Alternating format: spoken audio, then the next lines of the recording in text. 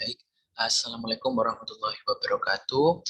Perkenalkan, kami dari kelompok 1 dari kelas Sistem Informasi Bisnis A ingin mempresentasikan mengenai MES Infrastructure Technologies. Sebelum itu, izinkan kami untuk memperkenalkan diri. Pertama ada Cynthia Nurwijayanti dengan NRP 004. Kemudian ada Astra Safiro Komara dengan RP 010, kemudian ada Norman Dewantara dengan RP 032, kemudian ada saya Zahri Maulana dengan RP 034, kemudian ada Zaid Fadila El Quds dengan RP 042, dan ada Vanessa Farhania Hartono Putri dengan NRP 082. Selanjutnya akan dijelaskan oleh rekan saya. Yang pertama yaitu definisi infrastruktur teknologi informasi. Infrastruktur teknologi informasi atau TI didefinisikan sebagai sumber daya teknologi bersama yang menyediakan platform untuk aplikasi sistem informasi spesifik perusahaan. Next.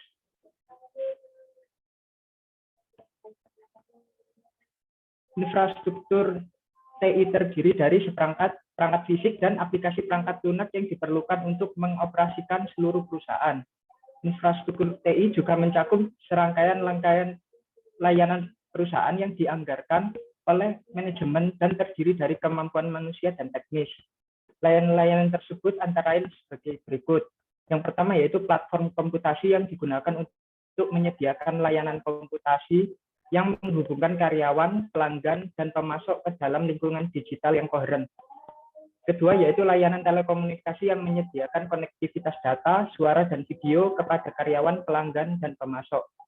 Tiga yaitu layanan manajemen data yang menyimpan dan mengelola data perusahaan dan menyediakan kemampuan untuk menganalisis data. Keempat, layanan manajemen TI yang merencanakan dan mengembangkan infrastruktur berkoordinasi dengan unit bisnis untuk layanan TI, mengelola akuntansi untuk pengeluaran TI, dan menyediakan layanan manajemen proyek. Next. Kelima yaitu layanan manajemen fasilitas fisik yang mengembangkan dan mengelola instalasi fisik yang diperlukan untuk layanan komputasi, telekomunikasi, dan manajemen data. Keenam, layanan pendidikan TI yang memberikan pelatihan penggunaan sistem kepada karyawan dan menawarkan pelatihan kepada manajer tentang cara merencanakan dan mengelola investasi TI. Layanan standar TI yang menyediakan perusahaan dan unit bisnisnya dengan kebijakan yang menentukan teknologi informasi mana yang akan digunakan, kapan, dan bagaimana. 8 yaitu layanan penelitian dan pengembangan TI yang memberi perusahaan penelitian tentang proyek dan investasi TI potensial di masa depan. Dan yang terakhir, layanan perangkat lunak aplikasi termasuk layanan perangkat lunak online yang menyediakan kemampuan seluruh perusahaan seperti perencanaan sumber daya perusahaan, manajemen hubungan pelanggan, manajemen rantai pasokan, dan sistem manajemen pengetahuan dimiliki bersama oleh semua unit bisnis. Next. Selanjutnya yaitu evolusi infrastruktur TI. Ada 5 tahapan dalam evolusi ini, masing-masing mewakili konfigurasi yang berbeda dari daya komputasi dan elemen infrastrukturnya. Yang pertama yaitu General Purpose Mainframe and Mini Computer Era. Era mainframe adalah periode komputasi yang sangat terpusat di bawah kendali pemrograman profesional dan operator sistem. Dengan sebagian besar elemen infrastruktur disediakan oleh satu vendor, produsen perangkat keras, dan perangkat lunak. Yang kedua yaitu Personal Computer Era. Kemunculan IBM PC pada tahun 1981 dianggap sebagai awal dari era PC karena mesin ini adalah yang pertama diadopsi secara luas oleh bisnis. Pada awalnya menggunakan sistem operasi DOS, bahasa perintah berbasis teks, dan kemudian sistem operasi Microsoft Windows, kemudian Wintel PC, yaitu perangkat lunak dengan sistem operasi Windows pada komputer dengan mikroprosesor Intel, menjadi standar komputer pribadi. Yang ketiga yaitu Client Server Era. Dalam komputasi client server, adanya perangkat lunak atau software yang menghubungkan dua objek berupa sistem client dan sistem server yang saling berkomunikasi melalui jaringan komputer maupun satu komputer yang sama. Yang keempat ada Enterprise Computing Era. Pada era awal 1990-an, perusahaan beralih ke standar jaringan dan perangkat lunak yang dapat mengintegrasikan jaringan dan aplikasi yang berbeda di seluruh perusahaan ke dalam infrastruktur perusahaan. Infrastruktur TI yang dihasilkan menghubungkan bagian-bagian yang berbeda dari perangkat keras komputer dan jaringan yang lebih kecil ke dalam jaringan seluruh perusahaan sehingga informasi dapat mengalir dengan bebas di seluruh organisasi dan antara perusahaan dengan organisasi lain. Kelima yaitu Cloud and Mobile Computing Era. Cloud computing mengacu pada model komputasi yang menyediakan akses ke kumpulan sumber daya komputasi bersama, komputer, penyimpanan aplikasi dan layanan melalui jaringan atau internet. Sumber daya komputasi ini dapat diakses sesuai kebutuhan dari perangkat dan lokasi manapun yang terhubung. Next. Selanjutnya yaitu penggerak teknologi dan evolusi infrastruktur. Yang pertama ada hukum Moore dan daya pemrosesan mikro.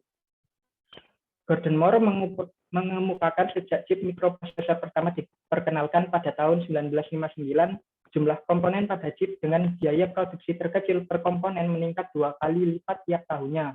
Oleh karena itu, Moore dapat mengurangi pertumbuhan ini menjadi 2 kali lipat setiap 2 tahun sekali. Ada 3 variasi hukum ini yang ketiganya tidak pernah dikemukakan oleh Moore sendiri, yaitu kekuatan mikroprosesor menjadi 2 kali lipat setiap 18 bulan, kekuatan komputasi menjadi 2 kali lipat setiap 18 bulan, dan harga komputasi berkurang setengahnya setiap 18 bulan. 2 yaitu hukum penyimpangan digital berkapasitas besar. Hukum penyimpanan digital berkapasitas besar berkaitan dengan penurunan eksponensial dalam biaya penyimpanan data yang menyatakan jumlah data atau informasi digital dapat menjadi 2 kali lipat setiap 15 bulan. Ketiga, hukum Metcalfe dan ekonomi jaringan. Robert Metcalfe, penemu teknologi jaringan area lokal Ethernet, mengklaim pada tahun 1970 bahwa nilai atau kekuatan jaringan tumbuh secara eksponensial sebagai fungsi dari jumlah anggota jaringan tersebut.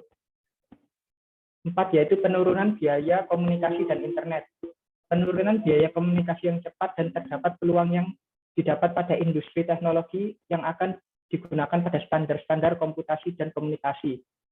5 yaitu efek jaringan dan standar.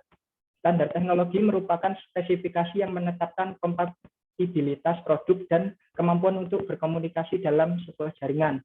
Penggunaan standar teknologi tersebut memperlihatkan bagaimana cakupan ekonomi yang sangat tinggi dan mengakibatkan penurunan harga karena para produsen berkonsentrasi pada produk yang akan dibuat. Next. Selanjutnya yaitu ada komponen infrastruktur TI. Yang pertama yaitu platform perangkat keras komputer, termasuk komputer mikro, mainframe, dan superkomputer. Contohnya yaitu IBM, Oracle Sun, HP, dan Apple. 2 yaitu platform sistem operasi, contohnya Microsoft Windows, Unix, Linux, Mac OS, Chrome, Android, dan iOS. Ketiga yaitu aplikasi perangkat lunak perusahaan, contohnya seperti SAP, Oracle, Microsoft, dan IBM. Keempat yaitu jaringan telekomunikasi seperti Microsoft Windows, server, Linux, Cisco, AT&T, dan Verizon. Yang kelima yaitu pengelolaan dan penyimpanan data. Contohnya yaitu IBM DB2, Oracle SQL Server, Sybase, MySQL, Apache Hadoop. Dan keenam yaitu platform internet seperti Apache, Microsoft IIS, Unix, Cisco, Java. Dan yang terakhir yaitu konsultan dan integrator sistem, yaitu Accenture, IBM Service, HP, Infosys, dan Wipro. Selanjutnya akan dilanjutkan oleh rekan saya. Dan yang selanjutnya yaitu current trends in computer hardware platform. Next.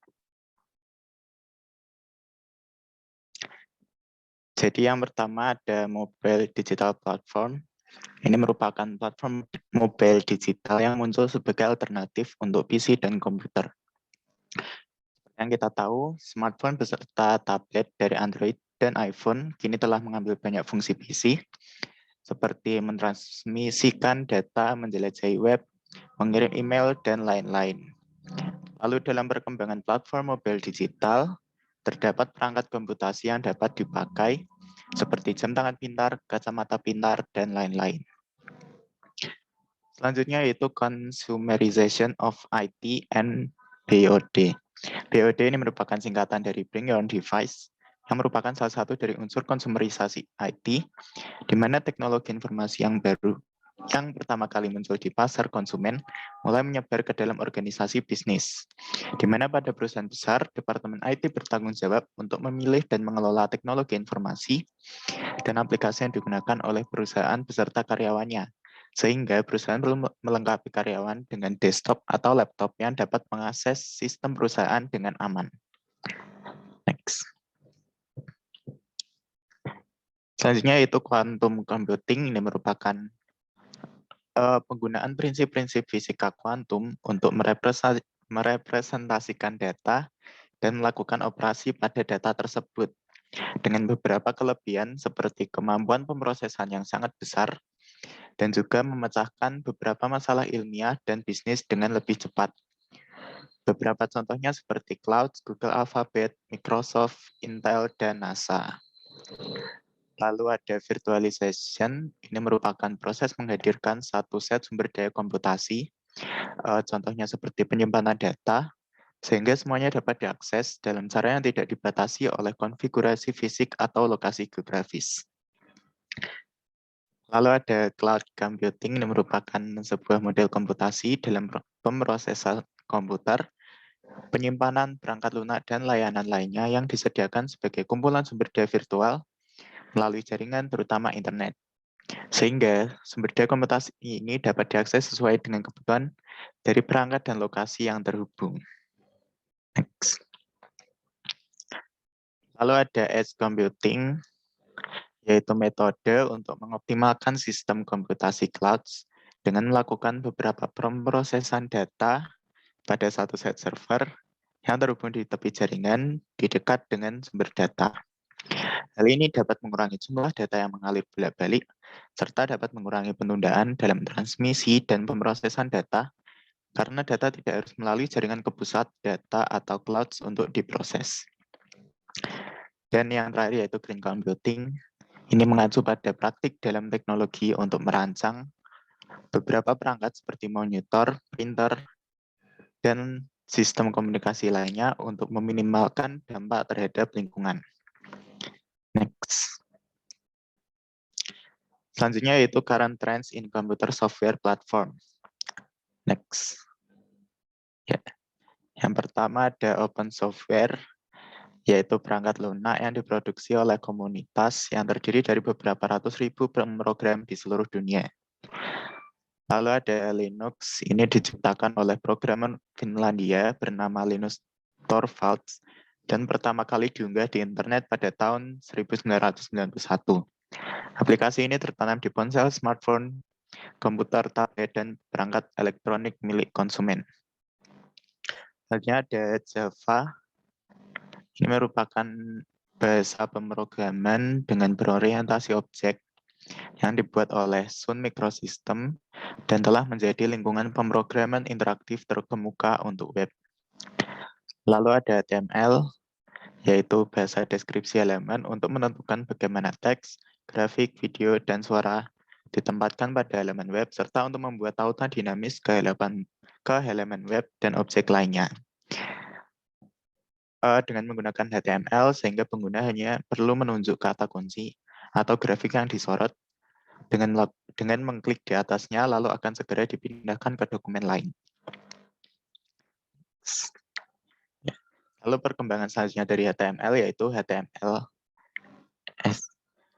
Ini memungkinkan untuk menyematkan gambar, audio, video, dan elemen lainnya secara langsung ke dalam dokumen tanpa memerlukan pengayak intensif prosesor. Lalu juga dapat mendukung penyimpanan data offline untuk aplikasi yang berjalan melalui web. Selanjutnya yaitu web service yang mengacu pada seperangkat komponen perangkat lunak yang digabungkan secara longgar yang bertukar informasi satu sama lain dengan menggunakan standar universal dan bahasa komunikasi web. Selanjutnya itu SOA atau Service Oriented Architecture yang merupakan kumpulan layanan mandiri yang berkomunikasi satu sama lain untuk membuat bekerjanya suatu aplikasi perangkat lunak. Dan yang terakhir yaitu Software Outsourcing and Cloud Services. Ini ada 4, yaitu Software Package and Enterprise Software, lalu Software Outsourcing. lalu cloud-based software services and tools, dan yang terakhir yaitu mesh apps and apps. Next. Baik, selanjutnya saya akan menjelaskan mengenai challenges of managing IT infrastructure and management solution. Next. Yang pertama yaitu dealing with platform and infrastructure change. As firms shrink or grow, IT needs to be flexible and scalable.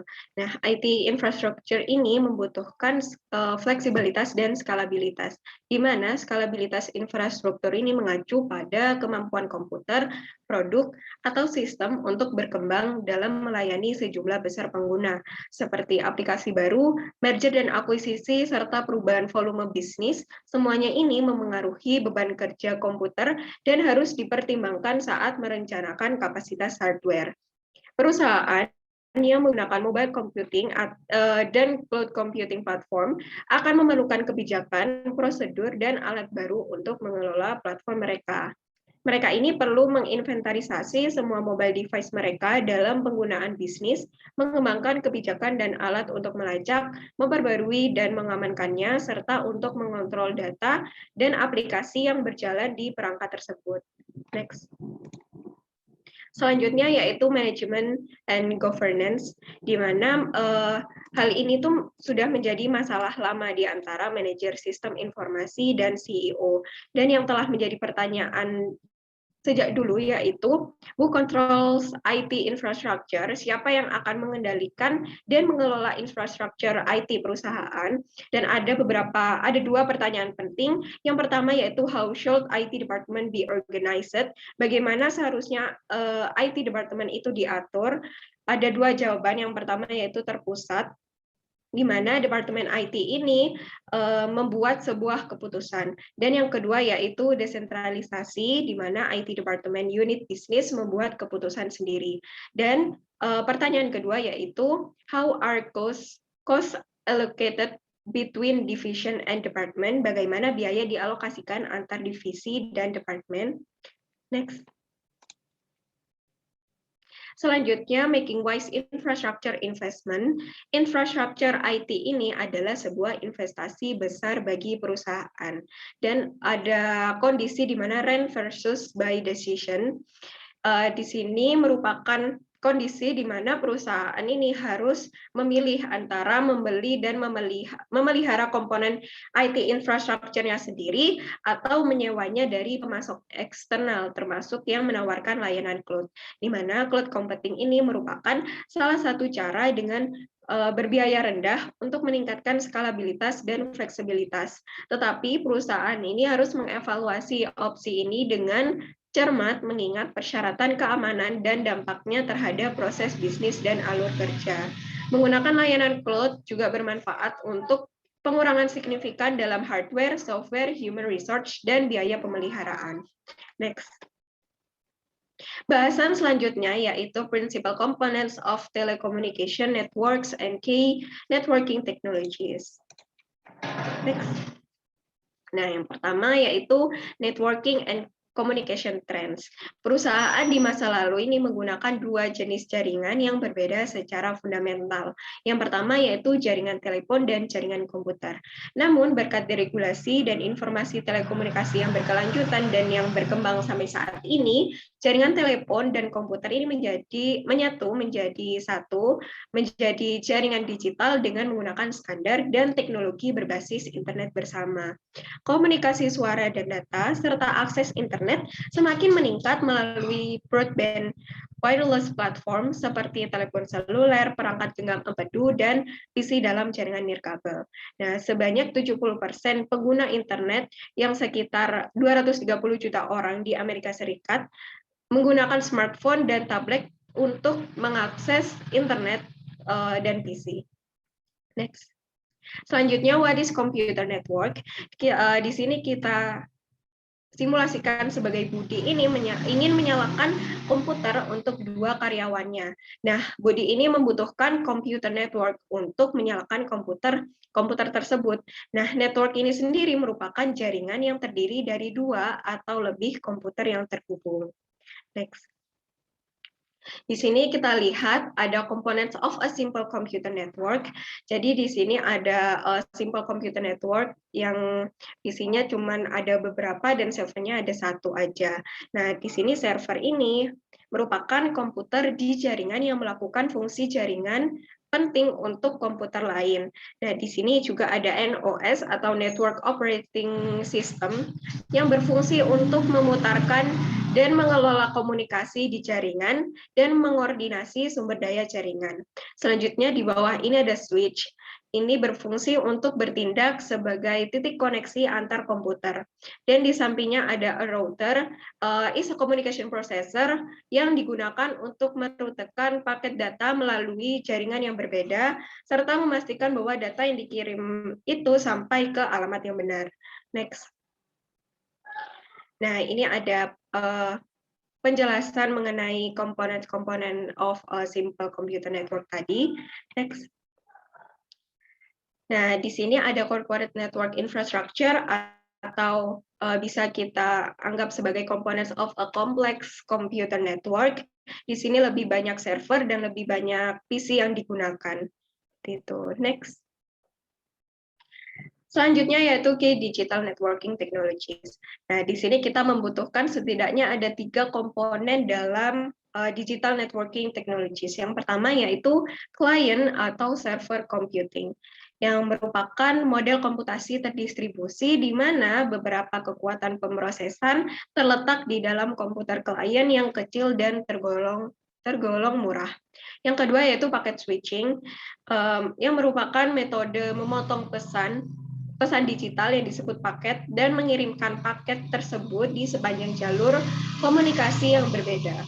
Yang ketiga yaitu the development of widely used communication standard. Nah, di sini yang banyak digunakan yaitu TCP or IP, yang merupakan seperangkat aturan dan prosedur yang mengatur transmisi informasi antara dua titik dalam jaringan. Baik, selanjutnya akan dilanjutkan oleh rekan saya. Selanjutnya adalah perbedaan dari beberapa jenis jaringan. Di sini ada 4, yang ada banyak jenis jaringan dan cara mengklasifikasikannya. Salah satu cara untuk melihat jaringan adalah dari segi cakupan geografisnya. Untuk yang pertama ada local area network, berjarak hingga 500 meter, meliputi satu kantor atau satu bangunan dan mencapai beberapa lantai. Local area network ini biasanya menghubungkan beberapa komputer di kantor kecil, semua komputer di satu gedung, atau semua komputer di beberapa gedung dalam jarak dekat. Dan yang kedua ada campus area network, berjarak hingga 1000 meter di fasilitas perusahaan atau dalam lingkup kampus perguruan tinggi maupun institusi pendidikan lainnya. Lalu yang ketiga ada metropolitan area network, meliputi wilayah kota atau area metropolitan, biasanya kota dan pinggiran kota utamanya. Lalu yang keempat ada wide area network, meliputi area lintas benua atau global, menjangkau jarak geografis yang luas, meliputi seluruh wilayah, negara bagian, benua, atau seluruh dunia. Wide area network ini yang paling universal dan kuat. Kemudian komputer yang terhubung dengan wide area network melalui jaringan publik, seperti sistem telepon atau sistem kabel pribadi, dan melalui listrik line atau satelit. Next. Kemudian Internet Technology Work and Support Communication and E-Business. Next. What is the Internet? Internet telah menjadi sistem komunikasi publik terluas di dunia, yang sekarang menyaingi sistem telepon global. Ini juga merupakan implementasi komputasi klien atau server dan internet networking terbesar dunia, yang menghubungkan jutaan jaringan individu di seluruh dunia. Yang pertama ada Internet Service Provider, adalah sebuah organisasi komersial dengan koneksi permanen ke internet yang menjual koneksi sementara untuk pelanggan retail. Artlink, NetZero, AT&T, dan Time Warner adalah contoh dari Internet Service Provider. Yang kedua ada Digital Subscriber Line, yaitu saluran pelanggan digital, kabel, koneksi internet, satelit, dan saluran T menyediakan layanan pita lebar. Teknologi beroperasi melalui saluran telepon yang ada untuk membawa suara, data, dan video dengan kecepatan transmisi mulai dari 385 KB per second hingga 40 MB per second, tergantung pada pola penggunaan dan jarak. Yang ketiga ada kabel internet connection, disediakan oleh vendor televisi kabel menggunakan jalur kabel koaksial digital untuk memberikan akses internet berkecepatan tinggi ke rumah dan bisnis. Mereka dapat menyediakan akses berkecepatan tinggi ke internet hingga 50 MB per second, meskipun sebagian besar penyedia menawarkan layanan mulai dari 1 Mbps hingga 6 Mbps. Next. Kemudian ada Internet Addressing and Architecture. Ada 3, yang pertama ada the Domain Name System, kedua Internet Architecture and Governance, dan yang ketiga ada the Future Internet. Next. Nah, yang pertama adalah Domain Name System atau biasa disebut server DNS. Server DNS ini memelihara database yang berisi alamat IP yang dipetakan ke nama domain yang sesuai. Untuk mengakses komputer di internet, pengguna hanya perlu menentukan nama domainnya. Server DNS memiliki struktur hierarki seperti di bawah. Untuk yang pertama ada Internet Root Domain, lalu yang kedua ada Top Level Domains. Ini ada beberapa tergantung dengan kebutuhannya masing-masing. Seperti contohnya, .com itu untuk organisasi atau bisnis komersial, .edu untuk institusi pendidikan, .gov untuk instansi pemerintah Amerika Serikat, .mil untuk US military, kemudian .net untuk jaringan komputer, .org untuk organisasi dan yayasan nirlaba, .biz untuk perusahaan bisnis, dan .info untuk penyedia informasi. Kemudian di bawahnya terdapat second level domain yang menghubungkan antara top level domain dan internet domain. Lalu yang selanjutnya ada third level domain, yaitu server dari komputernya. Next. Kemudian ada Internet Architecture and Governance, lalu lintas data internet dibawa melalui lintas benua dengan kecepatan jaringan backbone yang umumnya beroperasi pada kisaran 45 MB per second sampai 2,5 GB per second. Saluran utama ini biasanya dimiliki oleh perusahaan telepon jarak jauh yang biasa disebut penyedia layanan jaringan atau oleh pemerintah nasional. Next. Kemudian ada the future internet. Ada 2, yaitu yang pertama IPv6 and Internet 2. IPv6 internet ini pada awalnya tidak dirancang untuk menangani transmisi data dalam jumlah besar dan miliaran pengguna, karena banyak perusahaan dan pemerintah telah diberikan blok besar jutaan alamat IP untuk mengakomodasi tenaga kerja saat ini dan di masa depan, dan karena pertumbuhan populasi internet belaka. Dunia akan kehabisan alamat IP yang tersedia menggunakan konvensi pengalamatan lama. Sistem pengalamatan lama digantikan oleh skema pengalamatan IP versi baru yang disebut IPv6 atau protokol internet versi 6, yang berisi alamat 128 bit atau 2 pangkat 128 atau lebih dari 1 kuadriliun kemungkinan alamat unik. IPv6 ini tidak kompatibel dengan sistem pengalamatan internet yang ada, sehingga transisi ke standar baru akan memakan waktu bertahun-tahun. Kemudian untuk internet itu adalah konsorsium jaringan canggih yang mewakili lebih dari 350 universitas di Amerika Serikat, bisnis swasta, dan lembaga pemerintah yang bekerja dengan 66.000 lembaga di seluruh Amerika Serikat dan mitra jaringan internasional dari lebih dari 50 negara. Untuk menghubungkan komunitas ini, internet itu mengembangkan jaringan 100 GB per second berkapasitas tinggi yang berfungsi sebagai testbed untuk teknologi terdepan yang pada akhirnya dapat bermigrasi ke internet publik, termasuk telemedicine, pembelajaran jarak jauh, dan aplikasi canggih lainnya yang tidak mungkin dilakukan dengan internet tingkat konsumen. Jasa generasi keempat dari jaringan ini sedang diluncurkan untuk menyediakan kapasitas 8,8 terabyte. Next. Selanjutnya akan dijelaskan oleh rekan saya. Untuk bahasan selanjutnya yaitu The Principal Technologies and Standard for Wireless Networking, Komunikasi, dan Internet Access. Untuk teknologi dan standar utama untuk jaringan nirkabel, komunikasi, dan akses internet sekarang ini terdapat ada jaringan Bluetooth, Wi-Fi, WiMAX, 3G, dan 4G. Masing-masing memiliki kemampuan yang berbeda dan cocok untuk aplikasi tertentu. Selanjutnya yaitu ada kemampuan dari Bluetooth. Bluetooth sendiri yaitu standar jaringan nirkabel 802,15 dan sangat membantu untuk membuat jaringan area pribadi kecil. Bluetooth ini dapat menghubungkan hingga 8 perangkat dalam area 10 meter dengan menggunakan komunikasi berbasis radio berdaya rendah. Bluetooth juga mengirimkan hingga 722 kbps di pita 2,4 GHz. Selanjutnya yaitu untuk wireless fidelity atau Wi-Fi, yaitu suatu teknologi yang menggunakan gelombang radio dalam rentang 2,4 GHz sampai dengan 5 GHz untuk menghubungkan perangkat seperti PC, laptop, dan smartphone ke jaringan komputer untuk bisa mengakses internet. Next. Selanjutnya itu kemampuan dari Worldwide Interoperability for Microwave Access atau WiMAX merupakan teknologi akses nirkabel pita lebar atau Broadband Wireless Access atau yang disingkat dengan BWA yang memiliki kecepatan akses tinggi dengan jangkauan yang luas. WiMAX merupakan evolusi dari teknologi BWA sebelumnya dengan fitur-fitur yang lebih menarik. Kecepatan data yang diberikan cukup besar, sampai 70 MB. Selanjutnya yaitu ada 3G atau Third Generation Technology yang merupakan sebuah standar yang ditetapkan oleh International Telecommunication Union yang diadopsi dari IMT 2000 untuk diaplikasikan pada jaringan telepon seluler. Pada umumnya digunakan mengacu pada perkembangan teknologi telepon nirkabel versi 3.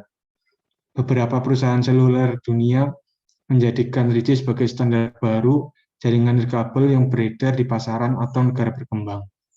Next. Selanjutnya yaitu 4G atau Fourth Generation Technology merupakan sistem berbasis IP terintegrasi penuh. Ini akan dicapai setelah teknologi kabel dan nirkabel dapat dikonversi dan mampu menghasilkan kecepatan 100 MB per detik dan 1 GB per detik baik dalam maupun luar ruangan dan kualitas premium dan keamanan tinggi. Next. Untuk bahasan selanjutnya yaitu bagaimana manajemen informasi membantu dalam karir. Untuk manajemen informasi adalah jembatan antara manajemen bisnis dan teknologi.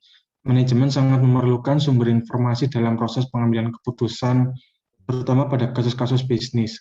Informasi diperoleh dengan mengolah data-data menggunakan manajemen informasi sistem atau MES.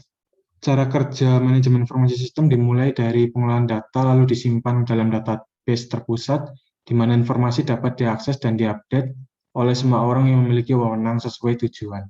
Next. Untuk contoh yang paling mudah yaitu ada perangkat lunak berbasis komputer seperti Microsoft Excel. Selanjutnya akan dijelaskan oleh teman saya. Ya, baik. Selanjutnya kita memasuki dari study case untuk MES Infrastructure Technologies. Yang di sini yang pertama ada Netflix. Ya, seperti yang kita ketahui, Netflix ini adalah layanan yang menyediakan film dan juga acara televisi yang dimana di Netflix ini juga ada kompetitor. Nah, agar sukses dan bersaing dengan kompetitor di pasar, maka Netflix harus unggul dalam beberapa hal. Di antaranya memiliki konten yang bisa dikatakan hebat dibandingkan dengan yang lain, adanya personalisasi, perangkat penetrasi, terus ada layanan pelanggan yang hebat, UI, dan masih banyak lagi. Nah, permasalahan yang cukup krusial itu pernah terjadi di Netflix sekitar bulan Agustus tahun 2008 dengan permasalahannya itu selama beberapa hari terjadi database corruption yang berdampak terhadap pengiriman DVD ke pelanggan pada waktu itu. Dan semenjak saat itu Netflix memutar cara untuk bagaimana permasalahan tersebut bisa teratasi dengan memanfaatkan sistem cloud gitu. Dengan sistem cloud ini, Netflix itu menginginkan sistem yang meminimalisasi kegagalan. Ditambah lagi dengan sistem cloud ini memiliki kapasitas yang jauh lebih besar dan hal tersebut merupakan pengalaman yang positif dan terus dikembangkan hingga saat ini. Dan terbukti pada musim panas tahun 2010, Netflix meluncurkan layanan streaming untuk pertama kalinya melalui iPhone yang keseluruhannya itu berasal dari sistem cloud computing. Dengan adanya case tersebut, ambisi Netflix ini menginginkan menjadi ahli dalam menggunakan cloud dengan membawa Netflix untuk terus mengembangkan sejumlah tools yang menunjang Netflix itu bisa menjadi lebih baik lagi. Dan Netflix itu menganggap bahwa keberadaan cloud computing itu memberikan efisiensi dan ketersediaan yang lebih tinggi. Kemudian ada study case, ini memasuki ke perusahaan nasional yang ada di Indonesia, ada di PT Telkom Indonesia Persero Tbk, ya sebuah badan usaha milik negara yang bergerak di bidang jasa layanan teknologi informasi dan komunikasi serta jaringan telekomunikasi yang ada di Indonesia. Nah, ternyata Telkom itu juga menerapkan yang namanya adalah e-business gitu, dan tentu menghadapi permasalahan yang beragam karena dalam transisi teknologi tentu akan membutuhkan adaptasi yang baik. Untuk memfasilitasi proses kerja seluruh karyawannya, Telkom membangun sebuah infrastruktur komunikasi yang terintegrasi untuk mempermudah koordinasi kebijakan dan sosialisasi strategi bisnis perusahaan antar pembuat kebijakan, pengelola SDM, dan karyawan. Dan infrastruktur tersebut itu adalah sebuah website Human Capital dan General Affairs yang dapat diakses oleh karyawan yang ingin mengetahui berbagai kebijakan dan informasi lain terkait pengelolaan dan pengembangan SDM. Dan selain itu, layanan-layanan SDM berbasis teknologi informasi ini telah dikembangkan sejak tahun 2009 dan terus dioptimalkan hingga saat ini. Dan memasuki study case yang selanjutnya, ini adalah study case yang mungkin relate dengan kondisi saat ini, ya, karena adanya pandemi COVID-19 itu membawa dampak di tatanan kehidupan masyarakat. Nah, setelah kemunculan kasus pertama kali COVID-19 yang ada di Indonesia semenjak bulan Maret 2020, Indonesia telah melakukan berbagai upaya untuk mencegah penyebaran virus COVID-19 untuk semakin luas. Dan salah satunya itu dengan memperlakukan kebijakan bekerja dan belajar dari rumah, atau mungkin kita lebih mengenalnya dengan WFA atau juga dengan SFH gitu. Dan ketika para masyarakat dan juga mungkin seperti kita mahasiswa seperti ini untuk bisa terhubung satu sama lain, maka memerlukan peran teknologi informasi di dalamnya. Nah, salah satunya adalah mengenai internet gitu. Dan internet ini menjadi sebuah kebutuhan yang krusial hingga saat ini, dan dilansir dari kompas.com yang dipublikasikan pada 4 April 2021 menyatakan terjadi peningkatan konsumsi internet di masyarakat Indonesia semenjak adanya virus COVID-19 seperti itu. Dan study case yang tadi merupakan penutup dari presentasi kami. Mungkin itu saja yang bisa kami sampaikan, kurang lebihnya mohon maaf. Wassalamualaikum warahmatullahi wabarakatuh.